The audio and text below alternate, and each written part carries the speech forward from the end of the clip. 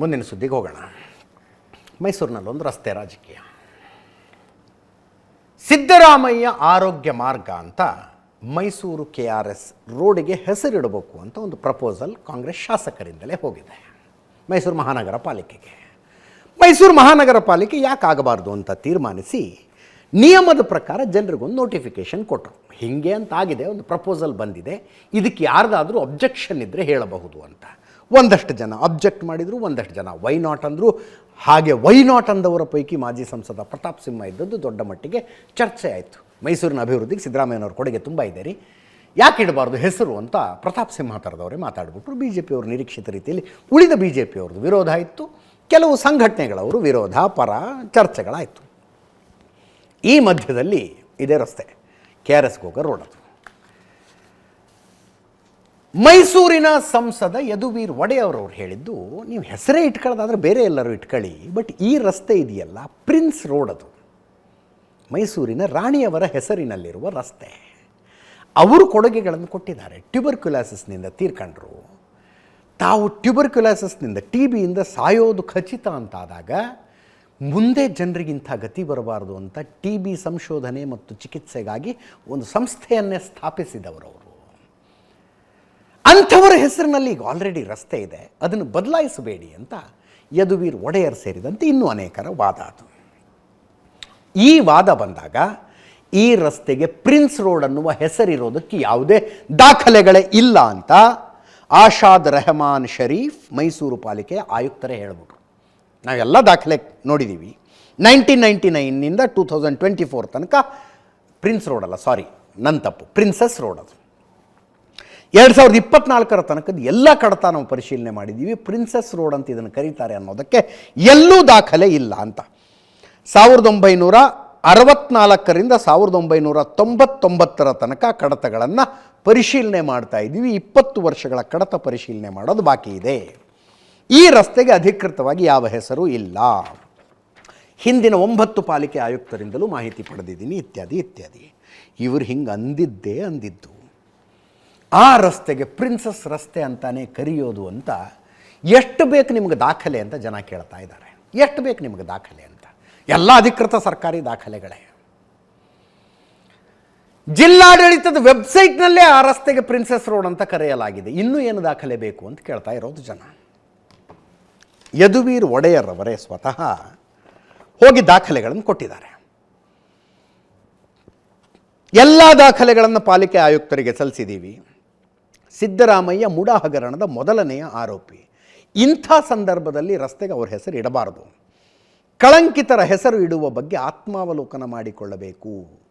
ಪ್ರಸ್ತುತ ಪಾಲಿಕೆಯಲ್ಲಿ ಸದಸ್ಯರಿಲ್ಲ, ಅಧಿಕಾರಿಗಳು ನಡೆಸ್ತಾ ಇದ್ದಾರೆ, ಚುನಾವಣೆ ಆಗಿಲ್ಲ. ಇಲ್ಲಿ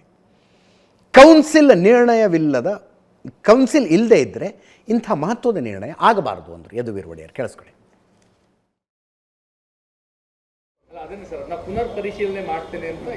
ಅವ್ರು ಹೇಳಿದ್ದಾರೆ ಪುನರ್ ಪರಿಶೀಲನೆ ಮಾಡ್ತಾರೆ ಅಂತ. ನಂತರ ಏನೇನು ನಾವು ದಾಖಲೆಗಳು ಕೊಟ್ಟಿದ್ದೀವಿ ಮತ್ತು ಆಧುನಿಕ ಒಂದು ಕಾಲದಲ್ಲೂ ಸಹ ಈಗ ರೈಲ್ವೆ ಡಿಪಾರ್ಟ್ಮೆಂಟ್ ಅವರ ವೆಬ್ಸೈಟ್ನಲ್ಲೇ ಏನು ನಮ್ಮ ರೈಲ್ವೆ ಮ್ಯೂಸಿಯಂ ಇದೆ ಅದರಲ್ಲೇ ಪ್ರಿನ್ಸಸ್ ರೋಡ್ ಅಂತ ಉಲ್ಲೇಖ ಇದೆ. ಇಲ್ಲಿ ನಮ್ಮ ಅನೇಕ ಮ್ಯಾಪ್ಗಳಿದ್ದಾವೆ, ಅಂದರೆ ಬೇರೆ ಬೇರೆ ಕಾಲದಿಂದ, ಅಂದರೆ 1909 ಏನು ಆ ದಶಕದಿಂದ ಇವತ್ತು ಆಧುನಿಕ ಏನು ಮೈಸೂರಿನ ಒಂದು ಮ್ಯಾಪ್ಗಳಲ್ಲೂ ಸಹ ಅದು ಪ್ರಿನ್ಸಸ್ ರೋಡ್ ಅಂತಲೇ ಗುರುತಿಸಲಾಗಿದೆ. ಎಲ್ಲನೂ ಕೂಡ ನಾವು ಪರಿಗಣಿಸಿದ ನಂತರ ನಮಗೂ ಕೂಡ ಅನಿಸಿತ್ತು ಅವ್ರು ಬಹುಶಃ ಇದೆಲ್ಲ ಇಲ್ಲ ಅವ್ರ ಜೊತೆ. ನಂತರ ಸಹ ಒಂದು ಆಧಾರ್ ಕಾರ್ಡಲ್ಲೂ ಸಹ ನಾವು ಕೇಳಿದ್ದೀವಿ, ಅದು ಪ್ರಿನ್ಸಸ್ ರೋಡ್ ಅಂತಾನೆ ಬರೀತಾರೆ. ದಾಖಲೆಗಳು ಸುಮಾರಿದ್ದಾವೆ. ಅದೇ ರೋಡ್ನಲ್ಲಿ ಗುಪ್ತಾ ಫ್ಯಾಮಿಲಿ ಅಂತ ಒಂದು ಫ್ಯಾಮಿಲಿ ಇದೆ, ನೀತಾ ಗುಪ್ತಾ ಅಂತ. 1980 ಸುಬೋಧ್ ನೀತಾ ಗುಪ್ತಾ ಕುಟುಂಬ ವಾಸ ಮಾಡ್ತಾ ಇರೋದು. ಅವರು ನಮ್ಮ ಮನೆ ಅಷ್ಟು ಡಾಕ್ಯುಮೆಂಟಲ್ಲಿ ಇದೆ ಅಲ್ಲ ಅಂತಾರೆ. ಪಾಸ್ಬುಕ್ಕು, ಆಧಾರ್ ಕಾರ್ಡು, ಪಾಸ್ಪೋರ್ಟು, ಏನು ಕೇಳ್ತೀರಿ ಎಲ್ಲದರಲ್ಲೂ ಇದೆ ನೋಡಿ ಪ್ರಿನ್ಸಸ್ ರೋಡ್. ಮನೆ ಮುಂದೆ ತಮ್ಮ ಖುಷಿ ತಾವು ಹಾಕಿಸ್ಕೊಂಡಿರೋದಲ್ಲ, ಅಧಿಕೃತ ದಾಖಲೆಗಳಲ್ಲೇ ಅದಿದೆಯಲ್ಲ ಅಂತ. ಪ್ರೊಫೆಸರ್ ನಂಜರಾಜೆ ಅರಸ್ ಮೈಸೂರು ರಾಜಮನೆತನದ ಇತಿಹಾಸದ ವಿಷಯದಲ್ಲಿ ಅಥೆಂಟಿಕ್ ಅವರು ಒಂದು ಸಲ ರಾಜಮನೆತನ, ಒಂದು ಸಲ ಟಿಪ್ಪು ಸುಲ್ತಾನ್, ಹಂಗೇನೇನೋ ಇತ್ತು. ಬಟ್ ಈ ವಿಷಯದಲ್ಲಿ ಮಾತ್ರ ಪ್ರಿನ್ಸಸ್ ರಸ್ತೆ ಅದು ದಾಖಲೆ ಕೊಟ್ಟಿದ್ದೀವಿ. ಹಿಂದಿನಿಂದಲೂ ಅದು ಪ್ರಿನ್ಸಸ್ ರೋಡ್ ಅಂತಾನೆ ಇದೆ. ಮುಖ್ಯಮಂತ್ರಿ ಅವರೇ ನನ್ನ ಹೆಸರು ಬೇಡ ಅಂತ ಹೇಳ್ತಾರೆ ಅನ್ನುವ ನಂಬಿಕೆ ನನಗಿದೆ. CM ಹೆಸರನ್ನು ಕೆಲವು ದನಗಳ ಬೀದಿಗೆ ತಂದಿದ್ದಾರೆ. ಹಾದಿ ಬೀದಿಯಲ್ಲಿ ಮಾನ್ಯ ಮುಖ್ಯಮಂತ್ರಿಗಳವರ ಹೆಸರು ಹಾಳು ಮಾಡ್ತಾ ಇದ್ದಾರೆ ಅಂದರು. ಸ್ನೇಹಮಯಿ ಕೃಷ್ಣನು ಮಾತಾಡಿದ್ದಾರೆ, ಮೂಢ ಹಗರಣದಲ್ಲಿ ದೂರುದಾರರು. ಕೇಳಿಸ್ಕೊಳ್ಳಿ. ಕಡಿಮೆ ಅಂದರೆ 80s ಈ ಮನೆಯಲ್ಲಿ ಇದ್ದೀವಿ. 40 ಇಯರ್ಸ್ 50 ಇಯರ್ಸ್ ಮುಂಚೆಯಿಂದ ಹಿಂದಿನ ಮಾತು ಹೇಳ್ತಾ ಇದ್ದೀನಿ ನಾನು. ಪ್ರಿನ್ಸಸ್ ರೋಡ್, ಅದೇ ನಮ್ಮ ಡಾಕ್ಯುಮೆಂಟ್ಸ್ ಇದೆ ಅಲ್ಲ, ನಮ್ಮ ಎಲ್ಲ ಡಾಕ್ಯುಮೆಂಟ್ಸಲ್ಲಿ ಅದೇ ಬರ್ದಿರೋದು. Passport, bank statement, Aadhaar cards, ಎಲ್ಲ ಡಾಕ್ಯುಮೆಂಟ್ಸಲ್ಲೂ ಅದೇ ಬರ್ದಿರೋದು. ಈಗ ನಮ್ಮ ದೇಶದಲ್ಲಿ ಬ್ರಿಟಿಷ್ ಹೋದಾದ್ಮೇಲೆ ವಿಕ್ಟೋರಿಯಾ ಟರ್ಮಿನಸ್ನ ಛತ್ರಪತಿ ಶಿವಾಜಿ ಟರ್ಮಿನಸ್ ಅಂತ ಹೆಸರಿಟ್ರು. ಒಳ್ಳೇದು ಅದು. ಯಾಕೆ ಅದು ಬ್ರಿಟಿಷ್ ಅವ್ರದ್ದು ಹೆಸರು. ಈ ಪ್ರಿನ್ಸಸ್ ರಸ್ತೆ ಹೆಸರು ಬಂದಿರೋದು ಒಡೆಯರ್ಗಳಿಂದ, ಬ್ರಿಟಿಷ್ಗಳಿಂದ ಅಲ್ಲ. ಸೊ ಅದು ನಮ್ಮ ದೇಶದ ಸಂಸ್ಕೃತಿನ, ಇತಿಹಾಸನ ನಾವು ತಿದ್ದಕ್ಕೆ ಹೋದರೆ ಯಾರು ಕಾಪಾಡ್ತಾರೆ ಅದನ್ನು? ಆದರೆ ಒಂದು ಐತಿಹಾಸಿಕ ಮಾರ್ಗವನ್ನು, ಆ ಹೆಸರನ್ನು ತೆಗೆದು ಯಾಕೆ ಇಡಬೇಕಾಗಿದೆ? ಬೇಕಾದಷ್ಟು ರಸ್ತೆಗಳಿದೆ, ಅಲ್ಲಿಡ್ಬೋದು. ಪ್ರಿನ್ಸೆಸ್ ರಾಜಕುಮಾರಿ ರಸ್ತೆ ಇತ್ತು, ಹೇಗಿತ್ತು, ದಾಖಲೆಗಳು ಕೊಟ್ಟಿದ್ದೀವಿ. ಪ್ರತಿಯೊಂದು ವೋಟರ್ಸ್ ಲಿಸ್ಟಲ್ಲಿದೆ ಪ್ರಿನ್ಸೆಸ್ ರೋಡ್ ಅಂತ. ಆಯುಕ್ತರಿಗೆ ನಾವು ಕೊಟ್ಟಿದ್ದೇವೆ. ನಮಗಿರೋ ವಿಶ್ವಾಸದಲ್ಲಿ ಅವರೇ ಇದನ್ನು ನನ್ನ ಹೆಸರಿಡೋದು ಬೇಡ ಅಂತ ಹೇಳುವಂಥ ಪರಿಸ್ಥಿತಿ ಬರುತ್ತೆ. ನಿಮ್ಮ ಹೆಸರನ್ನು ಹೇಗೆ ಬೀದಿಗೆ ಎಳ್ಕೊಂಬಂದು ಹರಾಜಾಗ್ತಿದ್ದಾರೆ ನಿಮ್ಮ ಅಭಿಮಾನಿ ಅನ್ನಿಸ್ಕೊಳ್ಳುವಂಥ ಜನ. ಏಕಪಕ್ಷೀಯವಾಗಿ ನಡ್ಕೊಂಡ್ರೆ ಅನಿವಾರ್ಯವಾಗಿ ನಾನು ನ್ಯಾಯಾಲಯಕ್ಕೆ ಹೋಗೋದಂತೂ ಖಚಿತ. ಯಾವುದೇ ಕಾರಣಕ್ಕೂ ಐತಿಹಾಸಿಕ ಸ್ಥಳವಾಗಿರ್ತಕ್ಕಂಥ ರಾಜ್ಕುಮಾರಿ ರಸ್ತೆಗೆ ಸಿದ್ದರಾಮಯ್ಯ ಅವರ ಹೆಸರಾಗಲಿ ಅಥವಾ ಬೇರೆ ಯಾರ ಹೆಸರಾಗಲಿ ಇಡೋದಕ್ಕೆ ಅವಕಾಶ ಕೊಡಲ್ಲ. ಸೊ ಇಲ್ಲಿ ಒಂದೊಂದು ಸ್ಪಷ್ಟಪಡಿಸ್ತೀವಿ, ನಾವು ಸಿದ್ದರಾಮಯ್ಯ ಹೆಸರು ಇಡೋದು ಬೇಡ ಅಂತ ಹೇಳ್ತಿಲ್ಲ, ಆದರೆ ಐತಿಹಾಸಿಕ ರಸ್ತೆ ಇಡೋದು ಬೇಡ ಅನ್ನೋದೇ ನಮ್ಮ ಮನವಿ. ಈಗ ನೋಡಿ, ಆಂಧ್ರ ಪ್ರದೇಶದಲ್ಲಿ ಆಂಧ್ರ ಚುನಾವಣೆ ಮುಗಿದಿದೆ, NDA ಅಧಿಕಾರಕ್ಕೆ ಬಂದಿದೆ. ಚಂದ್ರಬಾಬು ನಾಯ್ಡು ಮುಖ್ಯಮಂತ್ರಿಯಲ್ಲಿ, BJP TDP ಮೈತ್ರಿ ಅಧಿಕಾರಕ್ಕೆ ಬಂದಿರುವಂಥದ್ದು. ಅವರು ಆ ಚುನಾವಣೆಯಲ್ಲಿ, ಆಂಧ್ರ ಚುನಾವಣೆಯಲ್ಲಿ ಘೋಷಣೆ ಮಾಡಿದರು, ನಾವು ಅಧಿಕಾರಕ್ಕೆ ಬಂದರೆ ಹೆಣ್ಣು ಮಕ್ಕಳಿಗೆ ಉಚಿತ ಪ್ರಯಾಣ ಕೊಡ್ತೀವಿ ಅಂತ. ಇನ್ನೂ ತನಕ ಜಾರಿಗೆ ಬಂದಿಲ್ಲ. ಜಾರಿಗೆ ಹೆಂಗೆ ತರಬೇಕು ಅನ್ನೋದನ್ನು ಅಧ್ಯಯನ ಮಾಡೋದಕ್ಕೆ ಕರ್ನಾಟಕಕ್ಕೆ ಬರ್ತಾ ಇದ್ದಾರಂತೆ. ಆಂಧ್ರದ ಹೋಮ್ ಮಿನಿಸ್ಟ್ರು, ಸಾರಿಗೆ ಸಚಿವರು ಕರ್ನಾಟಕಕ್ಕೆ ಬರ್ತಾ ಇದ್ದಾರೆ ಅಧ್ಯಯನ ಮಾಡೋದಕ್ಕೆ. ಹೆಂಗೆ ನಾವು ನಮ್ಮ ರಾಜ್ಯದಲ್ಲಿ ಹೆಣ್ಣು ಮಕ್ಕಳಿಗೆ ಉಚಿತ ಬಸ್ ಪ್ರಯಾಣ ಜಾರಿಗೆ ತರಬೇಕು ಅನ್ನೋದನ್ನು ಅಧ್ಯಯನ ಮಾಡೋದಕ್ಕೆ ಬರ್ತಾ ಇದ್ದಾರಂತೆ. ಹಿಂಗಿದ್ದಾಗ ಯಾವ ಮುಖ ಇಟ್ಕೊಂಡು BJP ಅವರು ಇದನ್ನೆಲ್ಲ ವಿರೋಧ ಮಾಡ್ತಾರೆ? ಯಾವ ಮುಖ ಇಟ್ಕೊಂಡು BJP ಅವರು ವಿರೋಧ ಮಾಡ್ತೀರಿ? ಇದನ್ನು NDA ಸರ್ಕಾರ ಅಲ್ವಾ ಅಲ್ಲಿರೋದು? ನಾಳೆ ಬಂದು ಮುಖ್ಯಮಂತ್ರಿಗಳು ಮತ್ತು ಸಾರಿಗೆ ಸಚಿವರನ್ನ ಆಂಧ್ರದ ಗೃಹ ಸಚಿವೆ ಅನಿತಾ ಮತ್ತು ಸಾರಿಗೆ ಸಚಿವ ರಾಮ್ ಪ್ರಸಾದ್ ಭೇಟಿಯಾಗ್ತಾರೆ. ಇವತ್ತು ಬಂದಿದ್ದಾರೆ, ಆ್ಯಕ್ಚುಲಿ ಬೆಂಗಳೂರಿನಲ್ಲಿದ್ದಾರೆ. ನಾಳೆ ಮೀಟಿಂಗ್ ಇದೆ ಇವ್ರದ್ದು. ನಾಳೆ 11 ಗಂಟೆಗೆ ಸಿದ್ದರಾಮಯ್ಯನವ್ರನ್ನ ಮತ್ತು ಸಾರಿಗೆ ಸಚಿವ ರಾಮಲಿಂಗಾರೆಡ್ಡಿ ಅವ್ರನ್ನ ಭೇಟಿ ಆಗ್ತಾರಂತೆ. ನಿಮ್ಮ ರಾಜ್ಯದಲ್ಲಿ ಜಾರಿಗೆ ತಂದಿದ್ದೀರಿ, ನಾವು ನಮ್ಮ ರಾಜ್ಯದಲ್ಲೂ ಜಾರಿಗೆ ತರಬೇಕು, ಯಾವ ಮಾದರಿಯಲ್ಲಿ ಇದು ಹೆಂಗೆ ವರ್ಕ್ ಆಗುತ್ತೆ ಅಂತ ತಿಳ್ಕೊಳಕ್ಕೆ ಬಂದಿದ್ದಾರೆ. ಹಿಂಗೆ ಇಟ್ಕೊಂಡು BJP ಅವರು ಯಾವ ಮುಖದಲ್ಲಿ ಗ್ಯಾರಂಟಿ ಯೋಜನೆಗಳನ್ನು ವಿರೋಧ ಮಾಡ್ತಾರೆ ಅವರು? ಅಲ್ಲಿ ಚಂದ್ರಬಾಬು ನಾಯ್ಡು ಅವರ ನೇತೃತ್ವದಲ್ಲಿ NDA ಸರ್ಕಾರ ಜಾರಿಗೆ ಬಂದರೂ ಕೂಡ ಪ್ರಣಾಳಿಕೆಯಲ್ಲಿ ಕೊಟ್ಟಿದ್ದ ಭರವಸೆಯನ್ನು ಇನ್ನೂ ಈಡೇರಿಸಿಲ್ಲ. ವಿಪಕ್ಷಗಳು ಟೀಕೆ ಮಾಡ್ತಾ ಇದ್ದಾವೆ, ನೀವು ಘೋಷಣೆ ಮಾಡಿ ಅಧಿಕಾರಕ್ಕೆ ಬಂದುಬಿಟ್ರಿ, ಜಾರಿಗೆ ಯಾವಾಗ ತರ್ತೀರಿ ಅಂತ.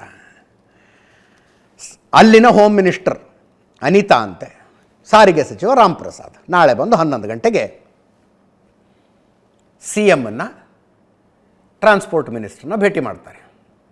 ಅಂದರೆ ಅದರ ಅರ್ಥ ಆಂಧ್ರದಲ್ಲೂ ಹೆಣ್ಣು ಮಕ್ಕಳಿಗೆ ಉಚಿತ ಬಸ್ ಪ್ರಯಾಣ ಶುರುವಾಗುತ್ತೆ ಅಂತ. ಇದು ಹಿಂಗಿರುವಾಗ ಹಿಮಾಚಲ ಪ್ರದೇಶದಿಂದ ಅಲ್ಲಿ ಏನೋ ಉಚಿತ ವಿದ್ಯುತ್ತಿನಿಂದ ಸ್ವಾವಲಂಬಿ ಹಿಮಾಚಲ ಅಂತ ಶುರುವಾಯ್ತು. ಈಗ ಅಲ್ಲಿದ್ದ ಕತೆ ನೋಡಿ, ದಿವಾಳಿ ಹಂತಕ್ಕೆ ಬಂದುಬಿಟ್ರು ಇವರು. ಗೌರ್ಮೆಂಟ್ ಗೆಸ್ಟ್ ಹೌಸ್ಗಳನ್ನು ಹರಾಜಿಗೆ ಹಾಕ್ತಿದೆ ಸರ್ಕಾರ. ಖರೀದಿ ಮಾಡೋರು ಇದ್ರ ತಗೊಳ್ಳಿ, ನಡ್ಸೋಕ್ಕಾಗ್ತಿಲ್ಲ ಸರ್ಕಾರಕ್ಕೆ ಅಂತ. ದೆಹಲಿಯಲ್ಲಿ ಹಿಮಾಚಲ ಭವನ, ಕರ್ನಾಟಕ ಭವನ ಇದೆಯಲ್ಲ, ಹಂಗೆ ಹಿಮಾಚಲ ಭವನ ಇದೆ, ಸೇಲ್ಗಿದೆ ಅದೀಗ. 300 ಯೂನಿಟ್ ಉಚಿತ ವಿದ್ಯುತ್ ಘೋಷಣೆ ಮಾಡಿದ್ರು ಇವರು. 2 ವರ್ಷ ಆಗಿದೆ, ತೇಲ್ಗಣ್ಣು ಮೇಲ್ಗಣ್ಣು ಬಿಡ್ತಾ ಇದೆ ಅಲ್ಲಿಯ ಸರ್ಕಾರ. ಗ್ಯಾರಂಟಿ ಯೋಜನೆಗಳಿಗೆ ದುಡ್ಡು ಹೊಂದಿಸಿ ಸರ್ಕಾರ ನಡೆಸೋದಕ್ಕೆ, ಸರ್ಕಾರಿ ನೌಕರಿಗೆ ಸಂಬಳ ಕೊಡೋದಕ್ಕೆ ತೇಲ್ಗಣ್ಣು ಮೇಲ್ಗಣ್ಣು 2 ವರ್ಷದಲ್ಲಾಗಿರೋದು ಇದು. 300 ಯೂನಿಟ್ ಉಚಿತ ವಿದ್ಯುತ್ ಘೋಷಣೆ ಮಾಡಿದ್ರು. ಅದಕ್ಕೆ ದಾದ್ನೈ ಪಿರಾದ್ನೈ, ಇಂಥವ್ರಿಗೆ ಕೊಡ್ತೀವಿ ಇಂಥವ್ರಿಗೆ ಕೊಡಲ್ಲ ಅಂತಲ್ಲ. ಮುಖ್ಯಮಂತ್ರಿಗಳ ತಂದೆ ಹೆಸರಿಗೆ 5 ಮೀಟರ್ ಉಚಿತವಾಗಿತ್ತಂತೆ CMಗೆ. ಅಂದರೆ ಇದು ಕಾಕಾ ಸಾಹೇಬ್ಗೂ ಫ್ರೀ, ನಾನಾ ಪಾಟೀಲ್ಗೂ ಫ್ರೀ ಅನ್ನೋ ಲೆಕ್ಕಾಚಾರನೇ ಹಿಮಾಚಲ ಪ್ರದೇಶದಲ್ಲಿ. ಮುಖ್ಯಮಂತ್ರಿಗಳು ಮತ್ತು ಮುಖ್ಯಮಂತ್ರಿಗಳ ತಂದೆ ಹೆಸರಿನಲ್ಲಿ 5 ಮೀಟರ್ಗೆ ಉಚಿತವಾಗಿ ಪ್ರತಿ ತಿಂಗಳು 1 ಮೀಟರ್ಗೆ 300 ಯೂನಿಟ್ ಬರ್ತಾ ಇತ್ತು. ಅಂದರೆ ಲೆಕ್ಕ ಹಾಕೊಳ್ಳಿ ನೀವು ಯಾವ ಲೆವೆಲಿಗೆ ಕೊಟ್ಟಿರ್ಬೇಕು ಇವರು ಅಂತ.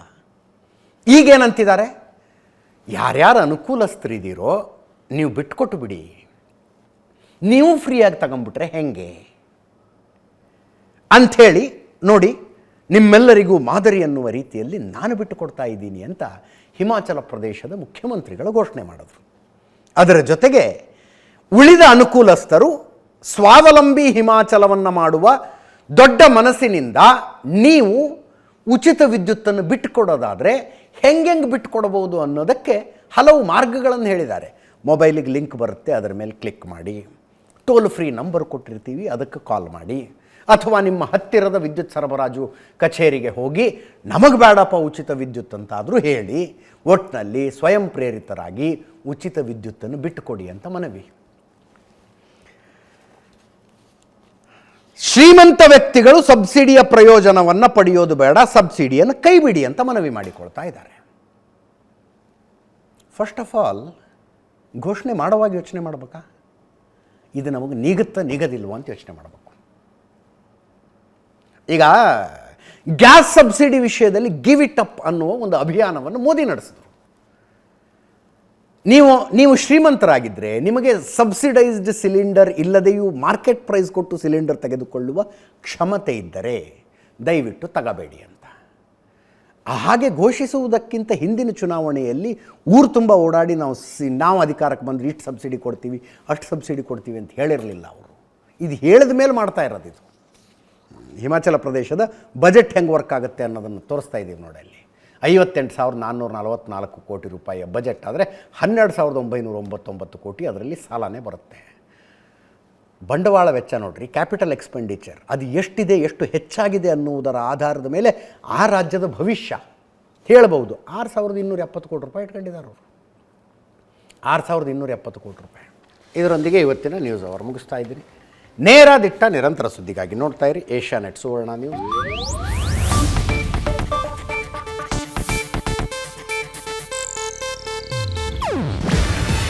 ಇದು ಏಷ್ಯಾನೆಟ್ ನ್ಯೂಸ್ ನೆಟ್ವರ್ಕ್ ಪ್ರಸ್ತುತಿ.